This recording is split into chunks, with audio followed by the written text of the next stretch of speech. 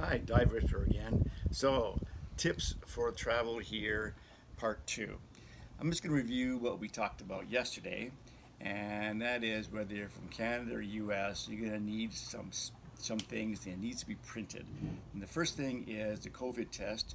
You make sure that you have your passport name on it, the PCR or the quick test, and it's there, and it's got to be negative, and also the date and time. And that's common for everyone when you get down here. Now, I'm going to just be clear about this. Honduras will want you to register with them before you come. So just go into the Honduras immigration, register there. Then, when you get within 72 hours of when you're going to arrive in Honduras, you fill these forms out. And one form is the immigration form. They want you to do that ahead of time. It's basically a declaration that you're not doing anything bad and you're following all the rules, especially for the quarantine rules. The second one, called the pre-check, is actually the information to fill out about your test, when you took it, all that information, so that they're going to have it in hand. If you don't, you have to fill it out, but they don't have an English version. And we didn't have a clue what it was and it was handed to us. Luckily, we had ours already, so we got a pass right through. And for all of them, again, print. They might take it, they might be able to take it, but they'll take the print for sure. So I'll just go with that.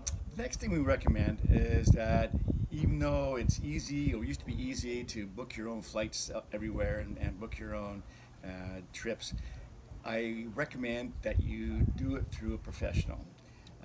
Getting to the resort itself is fine, but getting here can change radically on a daily basis. Ours got changed about 4 different times. We recommend someone that especially is dive centric, like Fly and Sea out of Vancouver, or Rotan Charters out of Florida. Both work in both countries, or in fact around the world.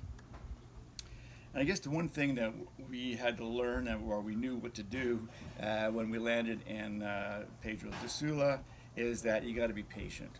I mean, they have a process, and it's slower than it used to be, but it still works, and with a little bit of patience, you'll get through. It's going to be thinner lines, but a bit longer, perhaps. And the thing we liked about the Honduran people, CoCo View in particular, is that everyone is really conscious of keeping their distance and also using masks. When we were in Pedro de Sula, everyone on the street, in the cars, in the buses, everyone wore a mask.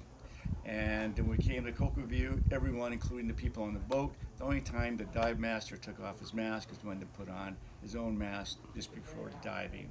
Everyone either stays here or has a very short trip to get here, and all are wearing masks. And I didn't even know what some of the people actually look like yet. So that's about it. We're going to move on to some other stuff tomorrow, but hopefully that helps. And we realize that these things change almost on a daily basis. I know that there's been changes in my hometown with the getting the COVID testing, but that'll change back again too. So again, part of the patience is waiting for that also. Take care.